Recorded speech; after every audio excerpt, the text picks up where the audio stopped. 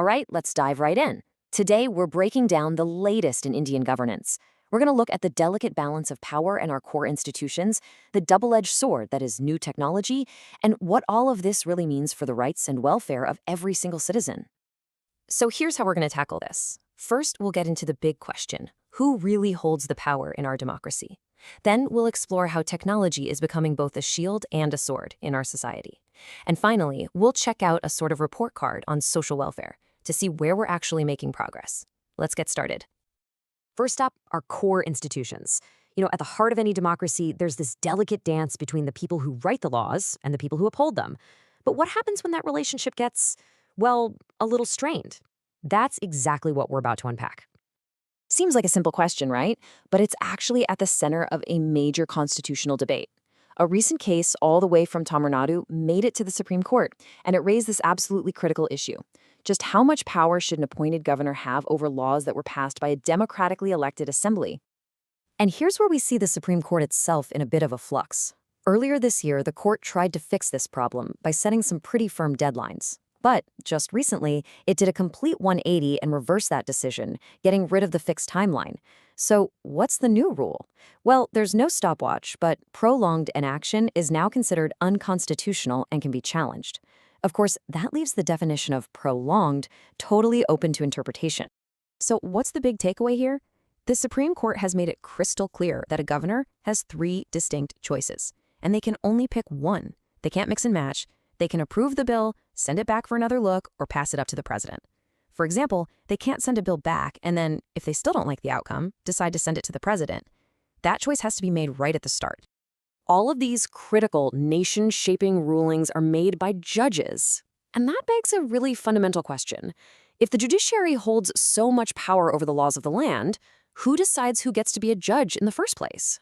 This question takes us right into the heart of a pretty fierce debate. So here are the 2 competing models. On the left, we've got the current collegium system, which is, to put it simply, judges appointing other judges. On the right is the alternative that was proposed, the National Judicial Appointments Commission, or NJAC.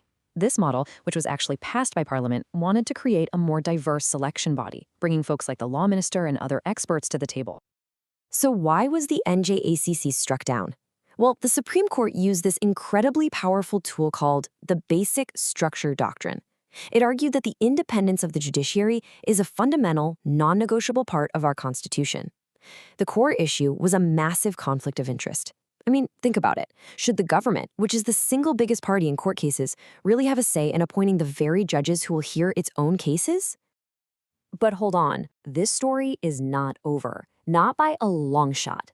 A new petition has just been accepted by the Supreme Court to take a fresh look at the NJAC.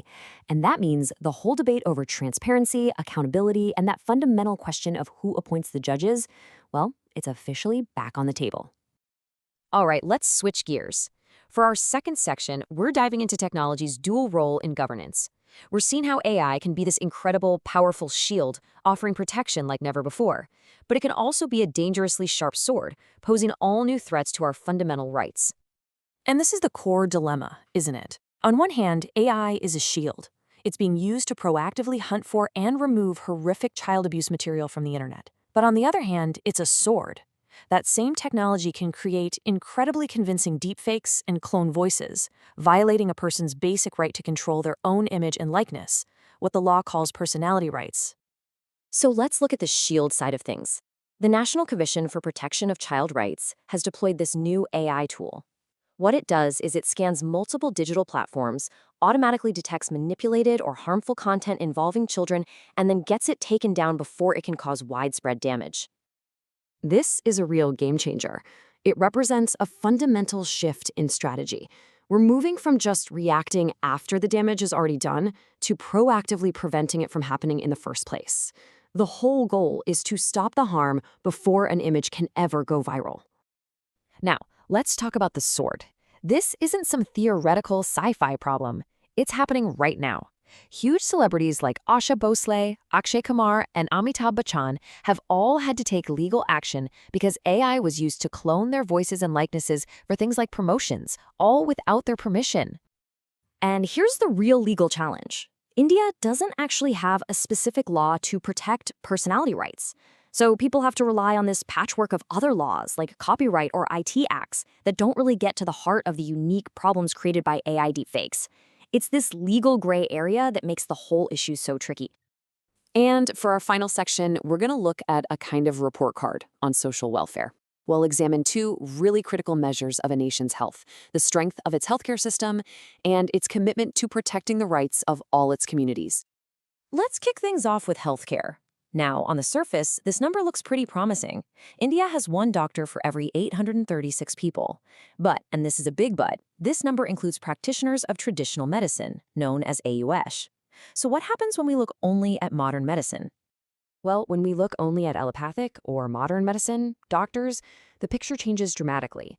The ratio jumps to one doctor for every 1,602 people. This reveals a pretty significant shortfall in our healthcare system when you measure it against global standards. The gap becomes even clearer when you broaden the scope a bit. If you count all healthcare workers, so doctors, nurses, and midwives, India has about 3 for every 1,000 people. The global standard is almost 4.5. That shortfall puts an immense amount of pressure on our existing healthcare workforce. You know, beyond resources, social welfare is also about rights and recognition.